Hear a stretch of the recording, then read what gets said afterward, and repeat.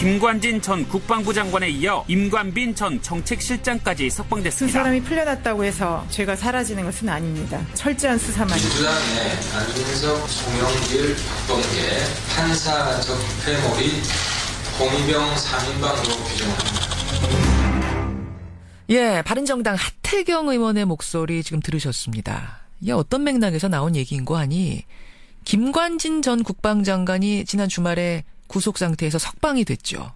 그러자 구속적부심 판결을 맡았던 판사를 향해서 일부 더불어민주당 의원들이 거세게 항의를 했습니다. 이런 더불어민주당 의원들 태도에 대해서 바른정당에서 비판이 쏟아져 나온 겁니다. 유승민 대표는 법관에 대한 모욕 주기 당장 중단돼야 한다 이렇게 성토를 했고요. 하태경 최고위원은 방금 전에 들으신 것처럼 석방 결정 비판한 송영길, 안민석, 박범계 의원을 향해 적폐몰이 홍위병 3인방이다. 이렇게까지 규정을 했습니다. 자, 적폐몰이 홍위병 3인방이라고 지목이 된 그 3명의 의원 가운데 한 분 이야기를 직접 좀 들어보죠. 더불어민주당 송영길 의원 연결이 돼 있습니다. 송 의원님 안녕하세요. 네, 안녕하십니까. 송영길입니다. 적폐놀이 홍위병 3인방 이란 얘기를 지금 들으셨어요? 네, 뭐 그런 말은 정치인들이 뭐 하는 것에 대해서 별로 신경 안 쓰고요. 중요한 것은 이 중요한 결정이 이렇게 합리적으로 근거가 없이 설득력 없이 된 것에 대해서 의문을 제기하는 것은 당연하다고 생각을 합니다. 김관진 씨가 왜 구속됐는지를 잘 모르고 있어요. 이게 잘 보도가 안 되는데 김관진 피의자의 구속 사유는 첫 번째가 사이버 사령부를 구성을 하는데 구성하는데 자기 편들로 구성해라. 호남 사람은 배제해라. 한 100여 명에 되는 군무원을 채용한 것입니다. 일종의 공무원을 채용한 것이에요. 으로 그런데 특정 지역 사람들을 아예 배제해서 단 한 명도 특정 지역 사람들이 채용되지 않았습니다. 이것 자체가 있을 수 있는 일입니까? 이것으로만도 저는 구속 사유가 되는 엄청난 문제이고, 두 번째는 이 사이버 사령부에 이런 군무원들을 시켜서 댓글 작업을 했는데 댓글이라는 게 아시다시피 특정 후보와 특정 야당 세력을 종북으로 몰아서 대통령 선거에 결정적 영향을 미치는 개입 행위를 하는 거 아니겠습니까? 이것은 거의 그 반국가적인 사범이라고 할 수가 있는데, 이거를 중요한 것은 판사님이 영장 실질 심사를 통해서 구속영장을 발부했단 말이에요. 그런데 11일 만에 아무런 사정 변경이 없었습니다. 석방이 됐습니다. 피해자 합의가 있었다든지, 뭐 불처벌 의사표시를 누가 했다든지. 이렇게 석방된 경우는 제가 변호사를 3년 했지만 한 번도 본 일이 없습니다. 상당히 이례적인 경우다. 이례적인 게 아니라 저는 거의 없는 것 같은데, 이런 일이. 뭐 구속적 부심물에서 석방되는 경우가 전체 한 15%가 된다고는 합니다만 그 경우에는 다 어떤 상황상의 정황상의 변경이 있었다 이런 말씀이신 거군요. 그렇습니다. 더구나 지금 김관진 씨는 자기 죄를 인정하고 있는 것도 아니고 그 죄를 지금 부인하고 있잖아요. 그리고 이게 단독 범행이 아니잖아요. 수많은 공범이 있잖아요. 그리고 그 공범도 공동 정범이 아니라 밑에 하위 종범들이 지금 구속돼 있는 거 아니겠습니까? 그것을 통지휘할 위치에 있는 국방부 장관이었던 사람을 석방시키면 이것은 완전히 모든 법질적 부정을 하는 것이 아닌가. 그런 의미에서 이 신광열 판사의 이번 판결에 대해 비판한 거다라는 말씀이세요. 근데 이제 반대하는 측에서는 아니 구속에서 석방시켜준다는 것이 무죄를 의미하는 것도 아닌데 증거인멸의 우려가 없고 도주의 혐의가 없기 때문에 이 적부심에서 어떤 타당한 근거에 의해서 판사가 판결을 내린 건데 이런 식으로 여론몰이를 하는 것은 삼권 분립을 저해하는 것 아니냐.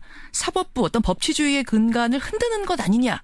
사법부의 독립이라는 것이 판사가 임의로 자의적으로 헌법과 법률의 정신에 어긋나게 판결해라는 것은 아니잖아요. 삼권 분립이라는 것은 서로 분립되되 서로 견제하고 비판해서 균형을 이뤄서 국민의 기본권이 침해되지 않도록 해라는 것입니다. 남용과 독선을 용납해라는 건 아니기 때문에 지적할 필요가 있다고 생각합니다.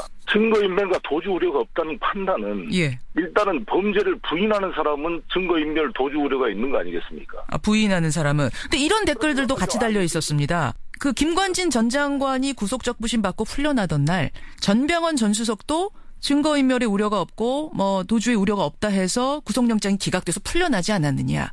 그럼 전병헌 전 수석에 대해서는 그 판사에 대해서는 왜 지적하지 않으면서 이 판사에 대해서만 지적을 하는가. 이런 댓글에 대해서는 뭐라고 답하시겠습니까? 근데 저는 이 사안 자체가 전병헌 수석의 사안과 예. 이 사안 자체가 전혀 질적으로 차원이 다른 문제라고 생각하기 때문에 이것을 먼저 지적했던 것입니다. 아, 질적으로 다른 차원이다. 범죄의 차원이 다르다 이런 말씀이신가요? 그렇지 않습니까? 대한민국 국방부 장관이 예. 국민의 세금으로 군무원 100여 명을 뽑는데 호남 사람들은 다 빼고 우리 편만 뽑아라. 기가 막힌 일들 범죄 행위를 한 거 아니겠습니까?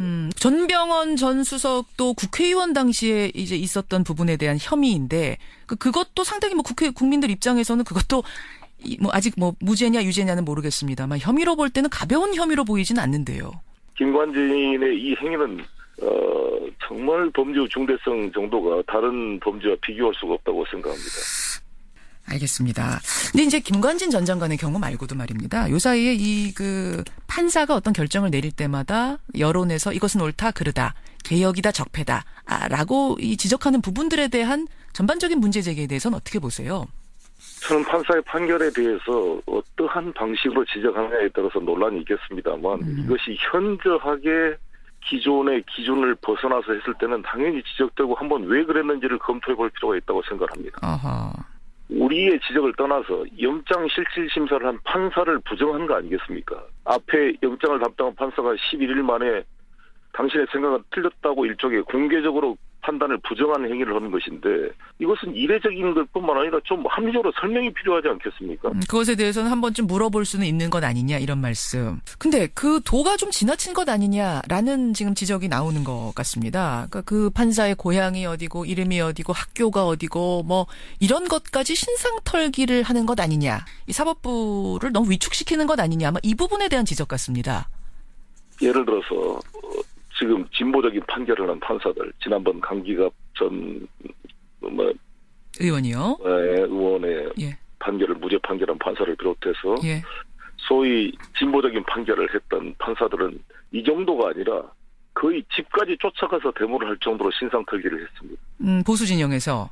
그렇습니다. 근데 그게 이제 옳은 행동이라고 우리가 전혀 볼 수 없는 거였죠? 볼 수가 없죠. 당연히 없죠. 예, 여기서 지금 그 사람이 어느 대학 나오고 어느 연수원 냈기라는 것은 공개된 사실 아닙니까? 다 어느 데 가면 찾아볼 수 있는 사실 아니겠어요? 예, 그러니까 그것과는 이건 경우가 다르다는 말씀.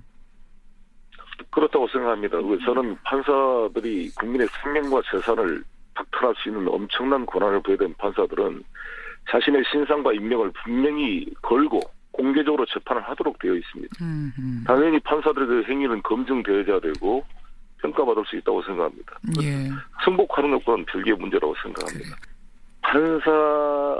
판사들의 판결이 헌법 103조에 따라 헌법과 법률에 따라 양심의 기초에서 판결하는지 안 하는지를 검토하고 지적할 그런 권한이 국회에 있다고 생각합니다. 마찬가지로 법원은 국회의원의 잘못과 이것을 재판에서 국회의원직을 다 상실시킬 정도의 권한을 가지고 있는 거 아니겠습니까? 예. 또한 이렇게 각 헌법기관이 과연 저 헌법기관이 헌법에 맞게 직무를 수행하고 있는지 견제하고 감시할 의무와 권한이 있다고 생각합니다. 삼권 분립 훼손 아니냐라는 부분에 대한 어제 바른정당의 지적에 대한 답변 송영길 의원에게 들어봤습니다. 화제를 좀 돌려보죠. 우병우 전 수석. 네. 지난 금요일에 검찰이 우 전 수석 휴대전화 차량 압수수색을 했습니다. 이유가 뭐였는고 하니 검찰 내에 우병우 조력자가 있다. 그 조력자를 찾아내겠다. 이런 이유였습니다. 자, 근데 잘 이해가 안 가는 게 정권 바뀌었잖아요. 우병우 수석은 이제 더 이상 권력자 아니잖아요. 네. 근데 왜 그를 계속해서 검찰 내에서 비호하는 세력이 존재하는 걸까요?